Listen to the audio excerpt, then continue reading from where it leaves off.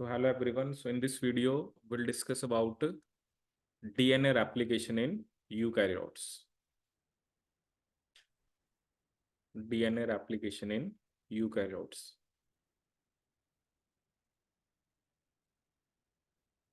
So इसको हम देखते हैं क्योंकि जैसे प्रोकैरियोट्स में होती है बेसिक चीज़ें तो वही हैं आपकी कि प्राइमर चाहिए होता है, टेम्पलेट चाहिए होता है, ठीक है। सो बट डीएनए रेप्लिकेशन जो है वो यूकैरियोट के अंदर या यूकैरियोटिक सेल्स के अंदर it is both similar and more complex.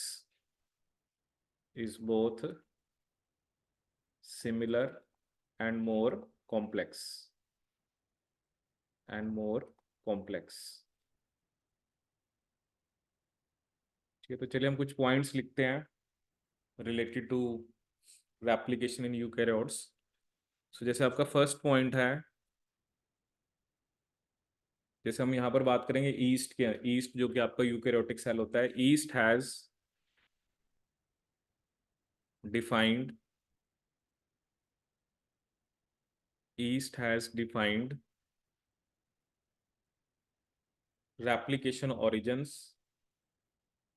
replication origins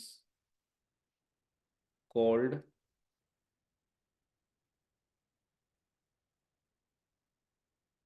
autonomously replicating sequences. Autonomously replicating sequences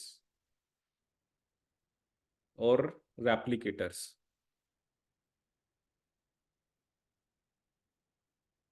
Autonomously replicating sequences or replicators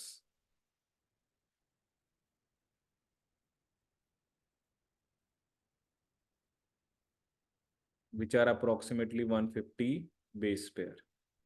150 base pair. अब सेकंड पॉइंट यहाँ पर क्या, अगर हम कंपैरिजन करें यूकैरियोटिक रेप्लिकेशन और बैक्टीरियल रेप्लिकेशन का, तो यहाँ पर जो रेप्लिकेशन का रेट स्लो होता है, ठीक है। So the rate of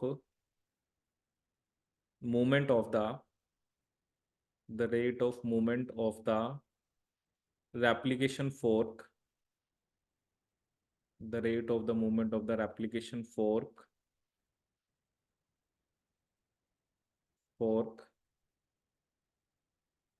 in eukaryotes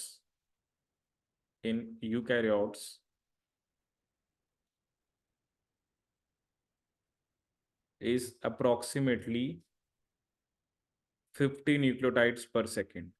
50 nucleotides per second, ठीक है। सो अगर हम यहाँ पे कंपैरिजन करें तो यहाँ पर 50 न्यूक्लियोटाइड्स ऐड हो रहे हैं एक सेकंड में, ठीक है।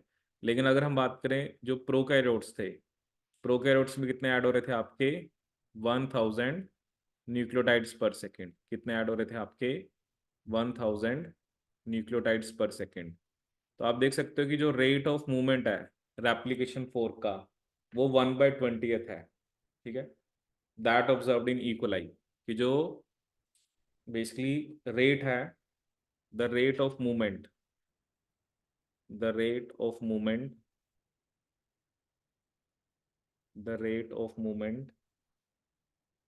of the replication fork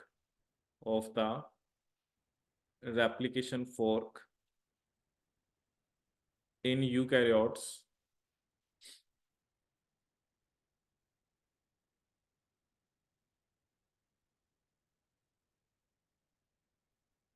is only 1/20th of that observed in E. coli। तो मतलब रेट ऑफ रेप्लिकेशन जो है वो काफी स्लो है आपका इन यूकैरियोटिक सेल, ठीक है। लेकिन अब इस चीज को वो कैसे कंपनसेट करते हैं, जो आपका यूकैरियोटिक सेल्स होते हैं उनके अंदर क्या होता है मल्टीपल ऑरिजिन ऑफ रेप्लिकेशन, ठीक है। उनके अंदर क्या प्रेजेंट होते हैं आपके मल्टीपल ऑरिजिन ऑफ रेप्लिकेशन, ठीक है।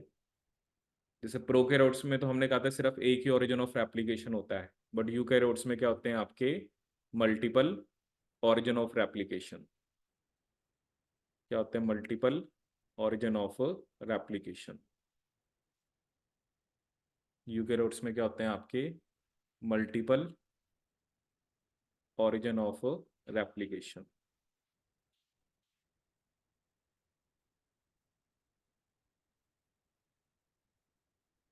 यूकेरियोट्स में क्या होते हैं आपके मल्टीपल ऑरिजिन ऑफ रेप्लिकेशन। और ये आपके 300 किलो बेस पेयर अपार्ट होते हैं। 300 किलो बेस पेयर अपार्ट। तो जो एक ओरिजिन है और दूसरे ओरिजिन में कितना फर्क होता है आपका 300 किलो बेस पेयर का फर्क होता है। ठीक है, क्योंकि वही है ना कि मतलब पैरेलली बहुत सारे जो ओरिजिन्स है उन पे पैरेलली एक साथ डीएनए बनेगा। ठीक है, सो अब इसमें हम देखते हैं आगे। एक तो यहाँ पे जो हेलिकेज है, ठीक है, यूकेरियोट्स में हेलिकेज का फंक्शन कौन करता है? तो अगर हम यूकेरियोट्स की बात करें, यहाँ पर एक प्रोटीन होता है एमसीएम, ठीक है, या जिसे हम बोलते हैं आपके mini chromosomal maintenance proteins. So hetero hexameric complex, hetero hexameric complex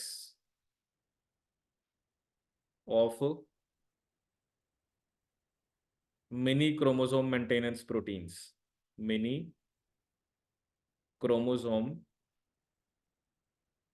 mini chromosome maintenance proteins, maintenance proteins, that is your MCM2 to MCM7, that will make your DNA helicase। MCM2 to MCM7 क्या बनाता है आपका DNA helicase. Heterohexameric complex of mini chromosomal और mini chromosome maintenance proteins. तो इसका अब जैसे helicase, जैसे प्रोकैरियोट्स में हेलिकेज फंक्शन था किसका? डीएनए बी का। ठीक है, नाउ अब एक जैसे एग्जाम में क्वेश्चन आया, जैसे कोई भी सेल साइकिल होती है ना, जैसे उसमें G1 स्टेज होती है, एस स्टेज होती है, G2 स्टेज होती है और एम स्टेज होती है। ठीक है, जैसे अगर हम किसी अ, जैसे अगर हम किसी ह्यूमन सेल की बात करें कि उसे 24 आवर डिवाइड होने में लगते हैं। सो G1 होता है आपका 11 आवर का, एस होता है 8 आवर का, G2 होता है आपका 4 आवर का और एम होता है आपका 1 आवर का। ठीक है, अब इस एग्जाम में क्वेश्चन आया कि हेलिकेज की जो लोडिंग है वो कौन सी स्टेज में होती है, कि जो आपका हेलिकेज है उसकी जो लोडिंग है वो आपकी कौन सी स्टेज पे होती है? तो क्या आंसर होगा आपका? G1, एस, G2 या एम? तो हेलिकेज की लोडिंग कौन सी स्टेज पे होती है? क्या आंसर दोगे आप? G2 कहाँ से आ गया? हेलिकेज तो आपको कब चाहिए ना? ठीक है, तो जनरली क्या होता है ना कि डीएनए रेप्लिकेशन, क्योंकि एस फेज में हमारी डीएनए रेप्लिकेशन होती है। ठीक है, अब कई बार बच्चे को होता है ना एस फेज लगाए, क्योंकि हेलिकेज की बात हम कब करते हैं? जब हम डीएनए रेप्लिकेशन की बात करते हैं। ठीक है, बट ऐसा नहीं होता है। एक्चुअली क्या होता है ना, एक कॉम्प्लेक्स होता है, ये भी एग्जाम में क्वेश्चन आया था कि क्योंकि एक जो रेप्लिकेटिव कॉम्प्लेक्स है वो एक ओरिजिन एक ही बार एक्टिवेट होता है, क्योंकि ना एक प्री रेप्लिकेटिव कॉम्प्लेक्स होता है। प्री प्री रेप्लिकेटिव कॉम्प्लेक्स कब बनता है? G1 में। It is formed in G1 and is disassembled before the beginning of S phase, and is disassembled before the beginning of S phase। तो एक बार ऐसे question आया था कि एक ओरिजिन ऑफ रेप्लिकेशन एक ही बार क्यों एक्टिवेट होता है? क्योंकि वो कॉम्प्लेक्स ही G1 में बनता है। तो ये जो कॉम्प्लेक्स बनता है हेलिकेज भी इसी का पार्ट होता है। तो हेलिकेज की जो लोडिंग है, अगर एग्जाम में क्वेश्चन आता है तो वो होती है आपकी G1 फेज में। कब होती है आपकी G1 फेज में? ठीक है, सो अभी तक हमने दो तीन पॉइंट्स डिस्कस करे। एक तो ईस्ट के अंदर ऑरिजिन ऑफ रेप्लिकेशन होते हैं मल्टीपल, या किसी भी यूकैरियोटिक सेल के अंदर दूसरा रेट ऑफ रेप्लिकेशन जो है वो आपका स्लो है as compare to your prokaryotes. Prokaryotes के अंदर रेप्लिकेशन का रेट फास्ट है, ठीक है। और अभी हम और भी पढ़ेंगे, जैसे जैसे वहां पर सिंगल स्ट्रैंड बाइंडिंग प्रोटीन थे, तो यहाँ पर सिंगल स्ट्रैंड बाइंडिंग प्रोटीन का फंक्शन एक प्रोटीन करते हैं जिसे बोलते हैं हम replication protein A. Replication protein A, तो इसका वही फंक्शन होता है जो आपका सिंगल स्ट्रैंड बाइंडिंग प्रोटीन का फंक्शन होता है प्रोकैरियोट्स में, ठीक है। और एक हम डिस्कस करेंगे replication factor C. Replication factor C, so जो रेप्लिकेशन फैक्टर सी है, इसका जो रोल है, ये क्लैंप लोडर है। जैसे वहां पर हमने देखा था ना, क्लैंप लोडर में बड़ी सारी प्रोटीन था क्लैंप लोडर फॉर पीसीएनए, ठीक है। यहाँ पे जो क्लैंप का, वहां पे क्लैंप जो बीटा बना रहा था, यहाँ पे क्लैंप का फंक्शन जो होता है वो पीसीएनए का होता है, ठीक है। पीसीएनए अभी हम पढ़ेंगे, that is proliferating cell nuclear antigen. जो इसका स्ट्रक्चर बीटा की तरह ही होता है, क्योंकि बीटा का भी काम क्या था, प्रोसेसिविटी को बढ़ाता है, तो ये भी प्रोसेसिविटी को इंक्रीज करता है, प्रोलिफरेटिंग सेल न्यूक्लियर एंटीजन, ठीक है ना। अब दो टर्म्स, एक होती है क्लैंप, एक होता है क्लैंप लोडर, ठीक है। वहां पे क्लैंप था बीटा, लोडर वाली उसमें बड़ी सारी सब यूनिट्स थी। यहाँ पे रेप्लिकेशन फैक्टर सी आपका क्लैंप लोडर है, और क्लैंप आपका क्या है, पीसीएनए, ठीक है। ये भी हम डायग्राम में देखेंगे, वहां से आपको क्लियर हो जाएगा, ठीक है। तो ये आपको प्रोटीन से याद रखने हैं। अब मेन हम देखेंगे डीएनए पॉलीमरेज। जैसे वहां पर 1 2 3 थे, बट यहाँ पर थोड़े डिफरेंट पॉलीमरेजेस होते हैं in case of your eukaryotes, ठीक है। तो देखते हैं कौन कौन से डीएनए पॉलीमरेजेस होते हैं आपके यूकैरियोट्स में। तो वन बाय वन हम सभी डीएनए पॉलीमरेजेस को पढ़ेंगे आपका। तो देखते हैं अलग अलग टाइप के जो आपके डीएनए पॉलीमरेज हैं इन केस ऑफ यूकैरियोट्स, ठीक है। सबसे पहले हम बात करेंगे डीएनए पॉलीमरेज अल्फा की। सबसे पहला जो हम पढ़ेंगे, that is DNA polymerase alpha.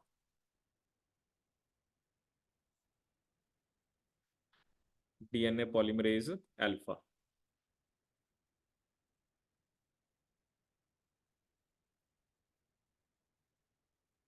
DNA polymerase alpha, ठीक है। जो अल्फा है, इसके पास एक तो होती है प्राइमेज एक्टिविटी। इसके पास कौन सी एक्टिविटी होती है, प्राइमेज। प्राइमेज एक्टिविटी मतलब ये प्राइमर बनाता है। प्रोकैरियोट्स में डीएनए जो जी था, ठीक है। यहाँ पर अल्फा के पास प्राइमेज एक्टिविटी होती है। इसके पास पॉलीमराइजेशन, पॉलीमराइजेशन मतलब ये डीएनए भी बना सकता है, ऑब्वियसली पॉलीमरेज है तो ये डीएनए को पॉलीमराइज तो कर ही सकता है, ठीक है। बट इसके पास प्रूफ रीडिंग एक्टिविटी नहीं होती। No 3' to 5' exonuclease activity, no 3' to 5' exonuclease activity. So it is mainly responsible for synthesis of Okazaki fragments, ठीक है। तो ये किसके लिए रिस्पॉन्सिबल होता है, क्योंकि ओकाजाकी फ्रेगमेंट्स में तो आपको प्राइमर चाहिए ही चाहिए, तो प्राइमर बनेगा तभी आगे बनेगा ना। तो ये मेनली सिर्फ लैगिंग स्टैंड पे ही डीएनए बनाता है। It is responsible for synthesis of Okazaki fragments, ठीक है। तो primase activity in case of eukaryotes, ये डीएनए पॉलीमरेज अल्फा के पास होती है, ठीक है। ये अच्छे से आपने याद रखना है। Second we have DNA polymerase delta, ठीक है। डेल्टा जो है वो सबसे मेन रेप्लिकेशन एंजाइम है आपका यूकैरियोट्स में, ठीक है। जैसे हमने डीएनए पॉलीमरेज 3 की बात करी थी, which is the main replication enzyme in your prokaryotes, but eukaryotes के अंदर जो मेन रेप्लिकेशन एंजाइम होता है, that is your delta, DNA polymerase delta.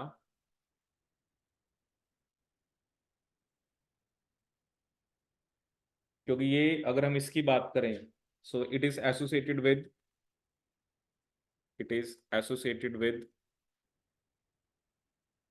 And stimulated by it is associated with and stimulated by PCNA, stimulated by PCNA, which is your proliferating cell nuclear antigen. Its 3D structure, जो PCNA होता है, its 3D structure is similar to beta 7, similar to beta 7 of E. coli DNA polymerase 3. DNA polymerase 3 in bracket enhances processivity, which enhances processivity, which enhances processivity. So it is associated with and stimulated by PCNA, जिसका जो 3D structure है वो beta 7 के similar होता है, जो प्रोसेसिविटी को enhance करता है. Third we have DNA polymerase. इससे पहले इसमें एक और पॉइंट लिख लेते हैं. इसके पास आपकी जो प्रूफ रीडिंग एक्टिविटी प्रेजेंट होती है, ठीक है, जो आपका डीएनए पॉलीमरेज डेल्टा है, सो proof reading activities present. So it is responsible for synthesis of leading as well as lagging strand. Proofreading activity क्या आती है हमारी, जो 3' to 5' exonuclease activity. So it is present. क्योंकि इसके पास प्रूफ रीडिंग एक्टिविटी है तो ये दोनों ही स्टैंड्स को बनाएगा. Synthesis of leading as well as lagging strand. Synthesis of leading as well as lagging strand. Lagging strand. ठीक. देन थर्ड वी हैव, तीसरे जो एंजाइम की हम बात करेंगे, that is your DNA polymerase epsilon. Third जो डीएनए पॉलीमरेज की हम बात करेंगे, that is DNA polymerase epsilon.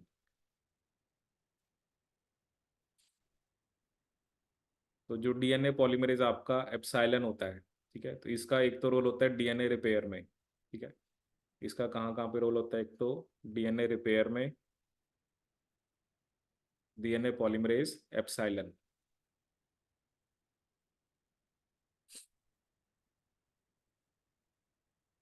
DNA polymerase epsilon.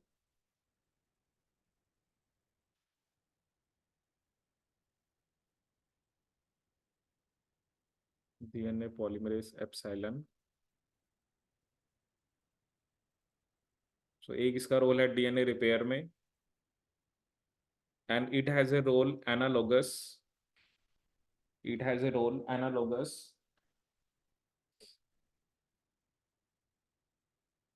it has a role analogous to that of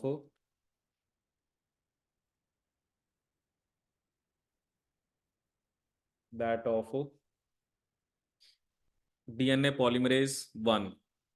DNA polymerase 1 in removal of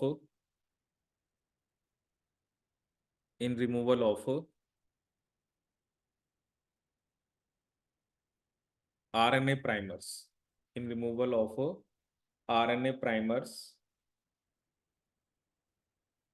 of Okazaki fragments, of Okazaki fragments on lagging strand. Okazaki fragments on lagging strand. ठीक है, so it has a role analogous to that of DNA polymerase 1. ठीक है, जैसे DNA polymerase 1 का क्या काम था, कि जो आरएनए प्राइमर्स को रिमूव करना, क्योंकि वहां पर हमने डिस्कस करा था ना, उसके पास प्रूफ रीडिंग एक्टिविटी होती है. ऐसे ही एप्सिलॉन, ठीक है, अभी हम एक और भी एंजाइम पढ़ेंगे, वो भी आरएनए प्राइमर्स को रिमूव करता है, बट ये भी करता है. ठीक है. Then we have DNA polymerase gamma. Gamma का रोल होता है mitochondrial DNA replication. Mitochondrial DNA replication. And one we have that is beta. Beta का रोल भी किसमें होता है आपका, it also has a role in DNA repair. DNA repair. DNA repair. ठीक है, तो alpha primase activity, delta main enzyme है, एप्सिलॉन का रोल डीएनए रिपेयर में भी है। ठीक है, और मतलब जो डीएनए पॉलीमरेज 1 का काम था कि ओकाजाकी फ्रैगमेंट्स को रिमूव करना, गामा का रोल है माइटोकॉन्ड्रियल डीएनए रेप्लिकेशन में, and one we have studied about your beta, इसका रोल भी किस में होता है, डीएनए रिपेयर में। फिर आप एक नोट लिख लीजिए, ठीक है, ये एग्जाम में एक दो बार क्वेश्चन आया है कि एक एंजाइम जिसका नाम होता है FEN1, ठीक है, ये इसका काम भी क्या होता है, ये भी आरएनए प्राइमर्स को रिमूव करता है। ठीक है, सो इसके नाम में तो एंडोन्यूक्लियस होता है, बट इसके पास प्रूफ रीडिंग एक्टिविटी होती है। So during replication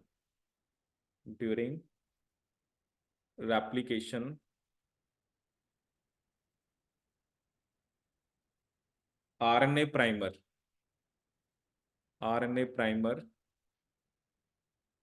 is degraded by is degraded by 5 prime to 3 prime 5 prime to 3 prime axonuclease activity 5 prime to 3 prime axonuclease activity of FEN1। मतलब जैसे इसके नाम में तो वैसे ये एक एंडोन्यूक्लियस होता है, that is flap endonuclease 1, but इसकी खास बात क्या है, along with एंडोन्यूक्लियस एक्टिविटी इसके पास आपकी 5 prime to 3 prime exonuclease activity भी होती है। ठीक है, ये एक दो बार नेट के पेपर में क्वेश्चन आया है। तो एक तो यही एग्जैक्ट ही आया था कि रेप्लिकेशन के टाइम पे आरएनए प्राइमर्स को कौन रिमूव करता है, तो उसका आंसर क्या था आपका 5 prime to 3 prime exonuclease activity of flap endonuclease 1। ठीक है, सो ये हमने डिस्कस करा भी रेप्लिकेशन इन यूकैरियोट्स के बारे में। ठीक है, कि multiple origin of replication, rate of replication आपका स्लो होता है, और रेप्लिकेशन प्रोटीन ए का वो काम है जो सिंगल स्ट्रैंड बाइंडिंग प्रोटीन का है, रेप्लिकेशन प्रोटीन जो सी है वो आपका that is a clamp loader for PCNA. फिर हमने अलग अलग टाइप के पॉलीमरेज डिस्कस करे, जैसे अल्फा बीटा हो गया आपका, गामा हो गया, डेल्टा हो गया, एप्सिलॉन हो गया, और एक हमने डिस्कस किया फ्लैप एंडोन्यूक्लियस। ठीक है, जैसे ये मैं आपको एक इमेज की फॉर्म में भी दिखाता हूँ, उसमें ये सारे प्रोटीन्स आपके शो कर रखे हैं। ठीक है, तो एक इमेज तो जो मैंने आपकी ये शो करी है, इसमें आप देख सकते हो जैसे हेलिकेज उसने क्या दिखा रखा है, एमसीएम। ठीक है, हेलिकेज का फंक्शन यहाँ पर एमसीएम करता है। पॉलीमरेज अल्फा के पास प्राइमेज एक्टिविटी होती है। ठीक है, डेल्टा और जनरली एप्सिलॉन भी होता है, एप्सिलॉन भी जनरली आपका डीएनए बनाता है। तो कई जगह आपको, जैसे मेन मेन मैंने आपको डेल्टा बताया ना, तो एप्सिलॉन और डेल्टा दोनों ही मेन होते हैं, क्योंकि आप देख रहे हो दोनों के साथ पीसीएनए है। ठीक है, रेप्लिकेशन फैक्टर सी मैंने बताया था, इसका वही रोल होता है जो क्लैंप लोडर का होता है। रेप्लिकेशन प्रोटीन ए का वो रोल होता है जो आपका सिंगल स्ट्रैंड बाइंडिंग प्रोटीन्स का होता है, और एक इसने क्या शो करके है, फ्लैप एंडोन्यूक्लियस 1। ठीक है, जिसका काम होता है आरएनए प्राइमर्स को रिमूव करना। ठीक है, तो एक तो ये इमेज है, और ऐसे आप दूसरी इमेज में भी देख सकते हो, ये सब चीजें यहाँ पर दिखा रखी हैं। लिखा ना था primers activities associated with DNA polymerase alpha after a few nucleotides are incorporated. ठीक है, वो क्या कर रहा है कि जो डीएनए पॉलीमरेज डेल्टा है, it is associated with PCNA and replication factor C bind and majority of the synthesis. The enzymes FEN1 and RNase H1 degrade RNA primers in the eukaryotic replication. ठीक है, तो हर एक protein का आपको role पता हो, delta का क्या रोल है, अल्फा का क्या रोल है, ठीक है, आपका पीसीएनए का क्या रोल है, ठीक है, इसके अलावा आपका रेप्लिकेशन प्रोटीन ए का क्या रोल है, रेप्लिकेशन फैक्टर सी का क्या रोल है, FEN1 का क्या रोल है, तो ये सभी रोल्स आपको पता होने चाहिए। So this is about eukaryotic DNA replication.